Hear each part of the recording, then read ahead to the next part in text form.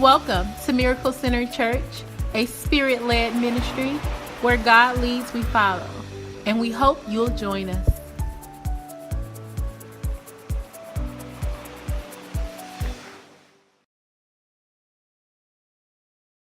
I'm going to walk us through Matthew chapter 2 to chapter 3.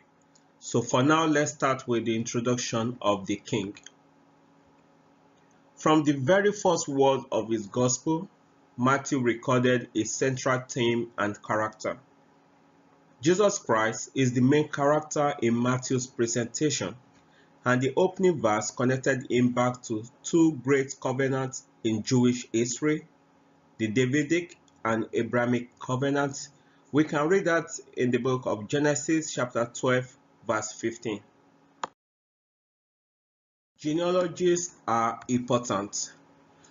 Our notions of the core of the gospel may not be the same for other cultures. There are cultures where these genealogies are important. It is certainly important in my culture, where we want to know exactly where you have come from. Who are your ancestors? I think the Chinese know this, the Filipinos also know this, as well as Africans. Genealogies are very important. Matthew gave Jesus lineage through his legal father, Joseph. Thus, this genealogy traced Jesus' right to the throne of David, which must come through Solomon and his descendants. Another interesting fact about Matthew's genealogy is the inclusion of 4 Old Testament women: Tamar, Rahab, Ruth, and Solomon's mother, Bathsheba.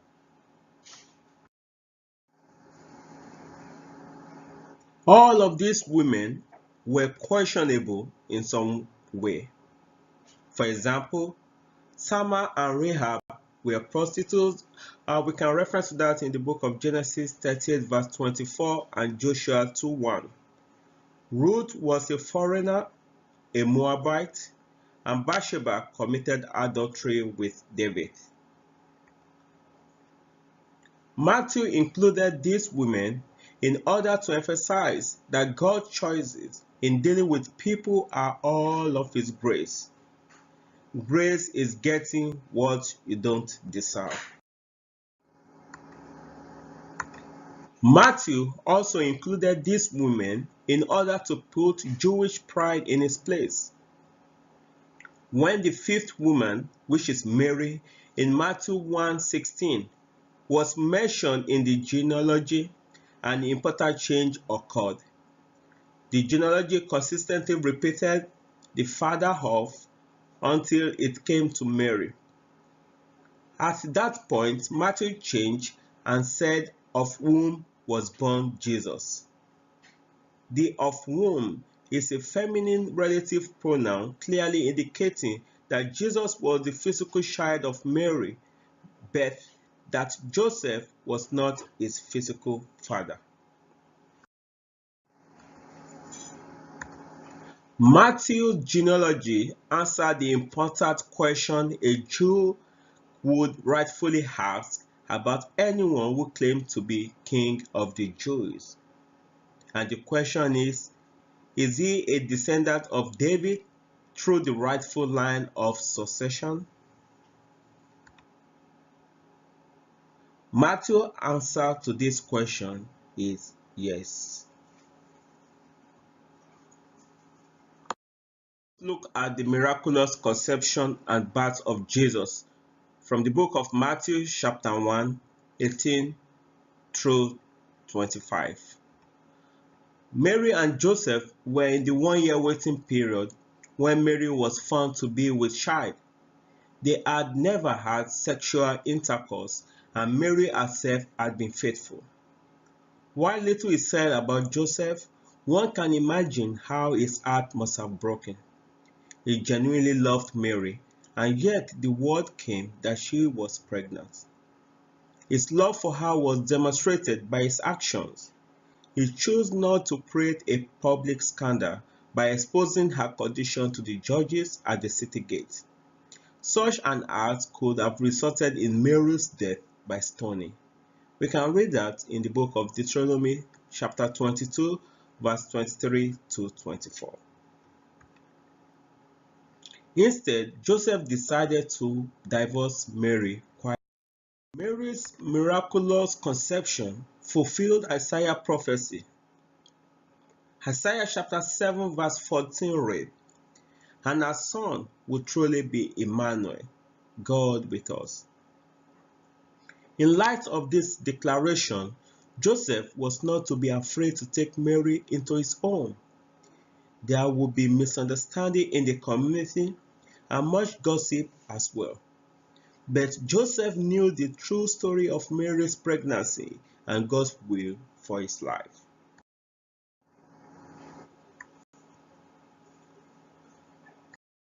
Matthew chapter 2 talk about Jesus' infancy. The Magi's are identified as representative of the three groups of peoples that descended from Noah's son: Shem, Ham, and Japheth. More likely, they were Gentiles of high position from a country, perhaps Persia, northeast of Babylon, who were given a special revelation by God of the birth of the King of the Jews.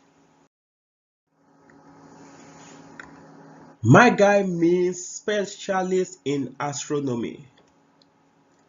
It is no surprise that King Herod was disturbed when the Magi came to Jerusalem looking for the one who had been born king. Herod was not the rightful king from the line of David. In fact, he was not even a descendant of Jacob, but was descended from Esau and thus was an Edomite.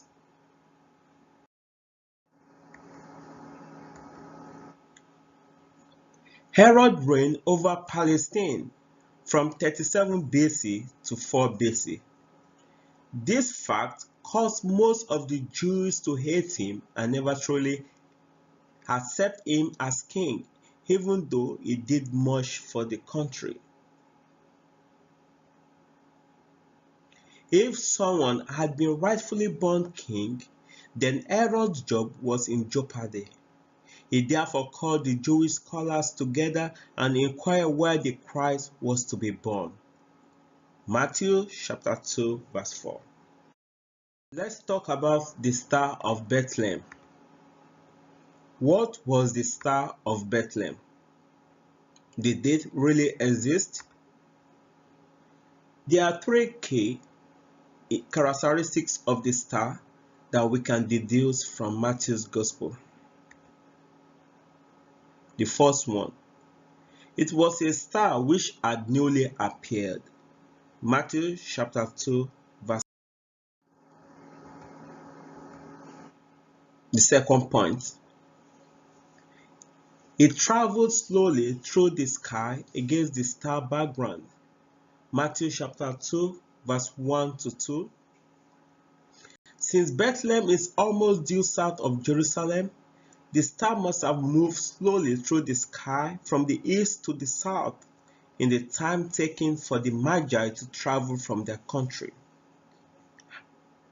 to Jerusalem, probably 1 or 2 months. The second point, the star stood over Bethlehem in Matthew chapter 2 verse 9. There is one and only one astronomical object that satisfies the above criteria: a comet with a long tail. A comet newly appears in the sky and it travels slowly through the sky against the star background. C.S. Lewis titled a book called God with Us, the Incarnation, and he put this together. C.S. Lewis says, "You must make your choice. Either this man was and is the Son of God, or else a madman or something worse. You can shut him up for a fool, you can spit on him and kill him as a demon, or you can fall at his feet and call him Lord and God. But let us not come with any patronizing nonsense about his being a great human teacher. He has not left that open to us.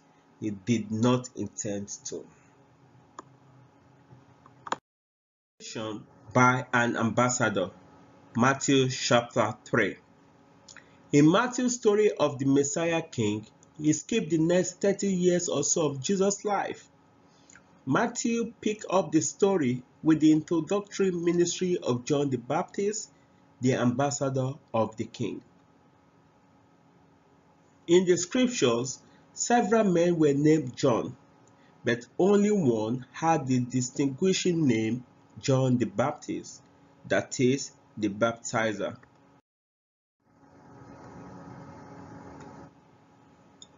John's ministry was conducted in the desert of Judea, barren and rugged land west of the Dead Sea.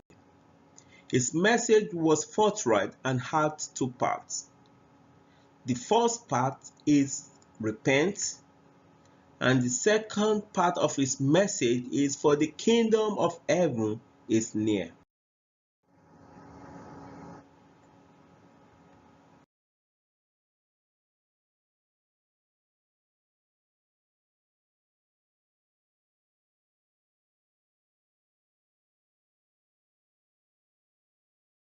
John's message, however, was that a change of mind and heart was necessary before they could qualify for the kingdom.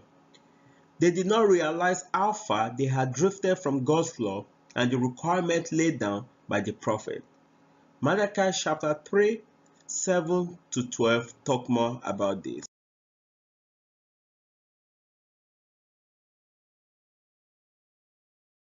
I want you to note that in Matthew chapter 3, verse 11 to 12, what John was saying here is that the Messiah, when he came, would prepare a remnant for the kingdom by empowering and cleansing the people.